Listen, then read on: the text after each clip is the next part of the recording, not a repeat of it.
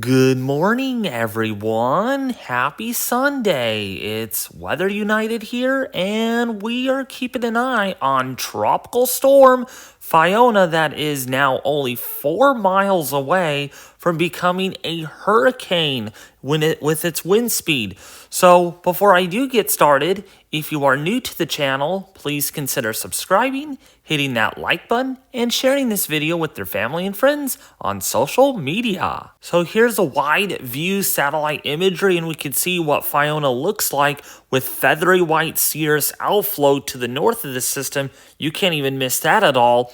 We do have still that southwesterly shear that is coming underneath this outflow cirrus. So see what I mean here? We got the outflow, but we have also the cirrus that is undercutting this outflow channel, and that is what's contributing to still some of the lopsidedness to the system. If we take a closer zoomed in view of the imagery on Fiona, we can see here is Puerto Rico right here, so you can't miss it at all. Here are the British and U.S. Virgin Islands. Here is Hispaniola, and the center, if we could find it, is more than likely probably right in here where I circled that in yellow with a huge explosive massive deep of convection that has recently blown up, which has contributed to a huge pressure fall according to recon.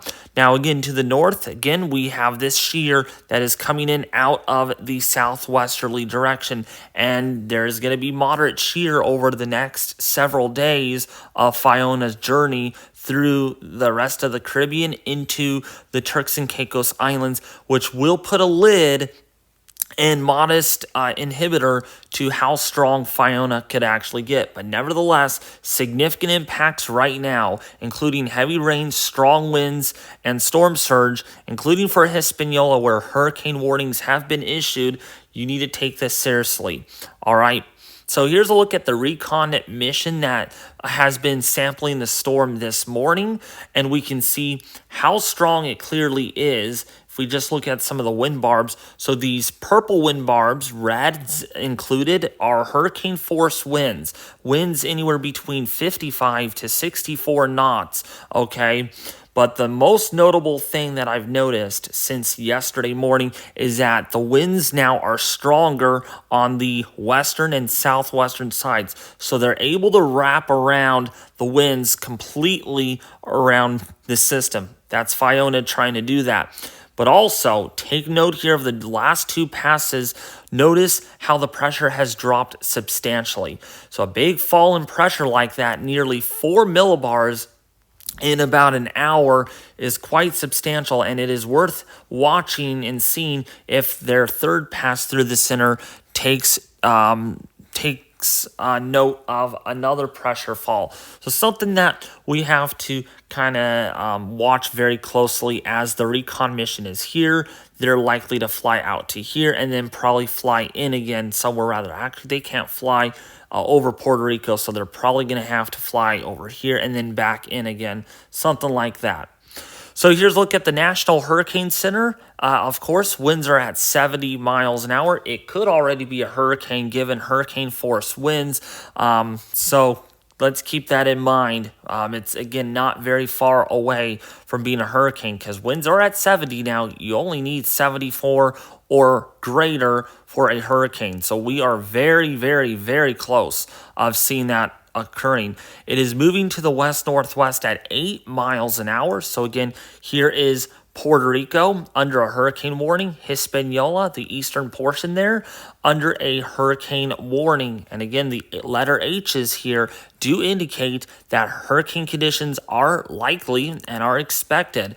So 2 in the morning, it's going to pass just to the east of the Dominican Republic and Hispaniola. But again, if this jog that recently took might make landfall, potentially not only over Puerto Rico, but may just do that over the Dominican Republic. And then by 2 p.m. on Tuesday, it is going to be to the east of the Turks and Caicos Islands as a powerful hurricane with winds of at least 75 miles an hour.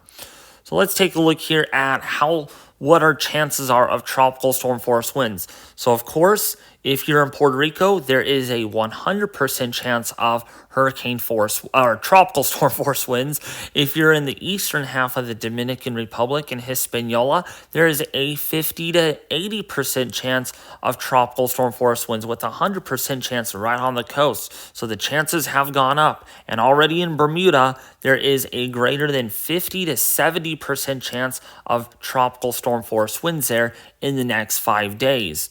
So now when we take a look at our hurricane force wind probabilities, you can see 30 to 40% chance near the Turks and Caicos Islands with a 10 to 20% chance over Bermuda and a 10 to 20 to 30% chance over Puerto Rico and the eastern half of Hispaniola and the Dominican Republic. So if we take a look here at our storm surge forecast made by the National Hurricane Center, we can see that Cabo Rojo, if I said it correctly, up to 1 to 3 feet. If you're in Fajardo, 1 to 3 feet. If you're in Calbura, about 1 to 3 feet. If you're in St. Thomas, St. Croix, 1 to 2 feet of storm surge is anticipated. Not significant big time storm surge, but certainly storm surge is the threat with this, along to go with freshwater flooding, mudslides. Some of the flooding could actually be life-threatening. So again, you gotta just take this seriously and again, heed the warnings by the National Hurricane Center that I have brought up in this video. Again, a few of them here, again, is life-threatening flash floods and urban flooding across Puerto Rico, as well as mudslides, including the higher terrain where the heaviest rain is anticipated due to orographic effects. So again, when there's a hurricane warning issued, that means hurricane conditions are expected within the warning area in the next 36 or so hours. And that's what we showed you on the NHC track forecast set. The red colors here really do denote hurricane warnings. Okay, because again, my job, I could only do so much for you all. Okay, you got to understand that, but you have to do your part at making sure you're prepared, especially in the Turks and Caicos Islands and Bermuda, because if I do my job, it does pay off, right? But you got to do your part. It's kind of like, I can't do everything. So how strong now will Fiona get? How much stronger? That's the concern here, because if you're on Bermuda, if you're in the Turks and Caicos Islands, you're probably wondering, is this going to be a Category 2 or just a Category 1? Well, if we look at the European model, we're going to compare two global models in this video.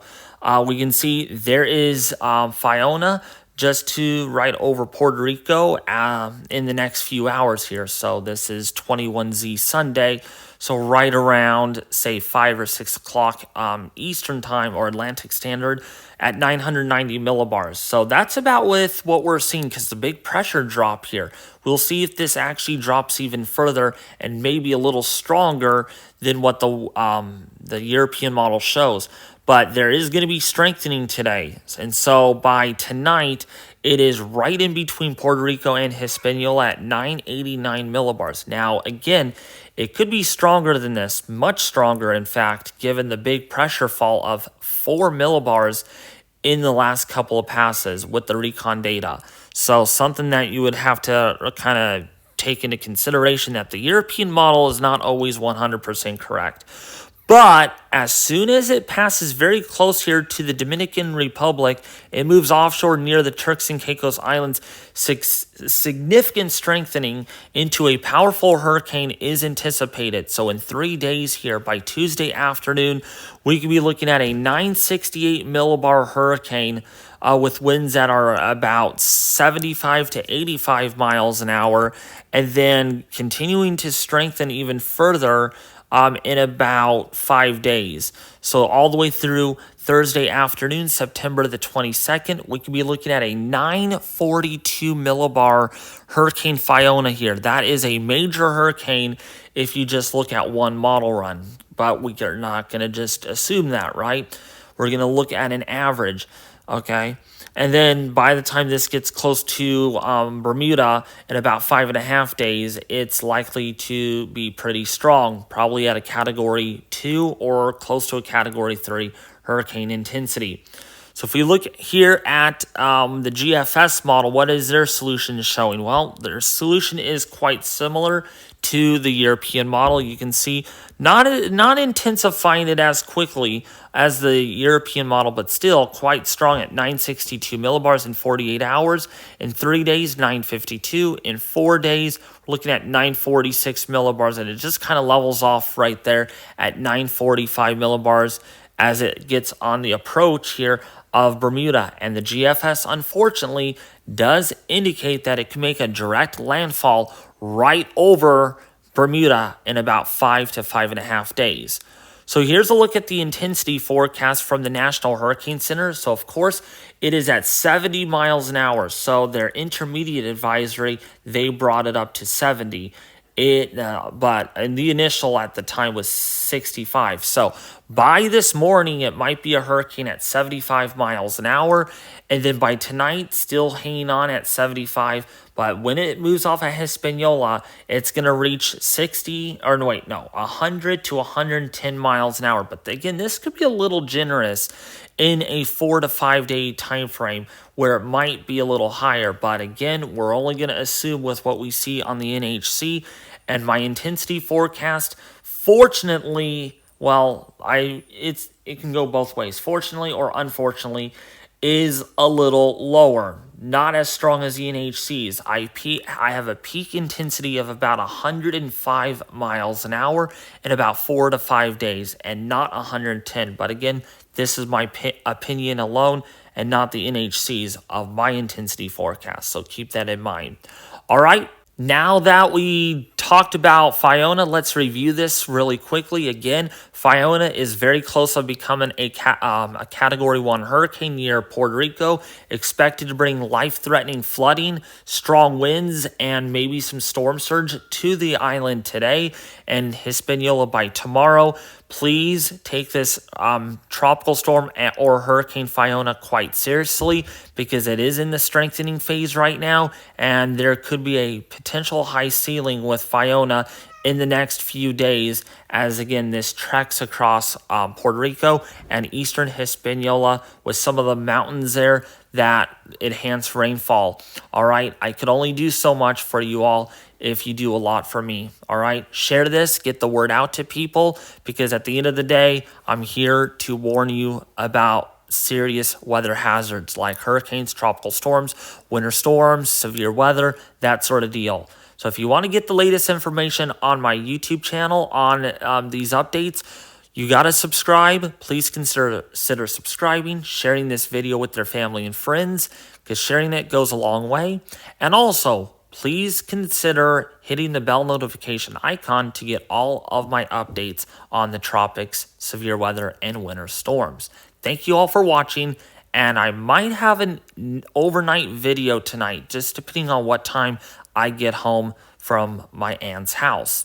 All right?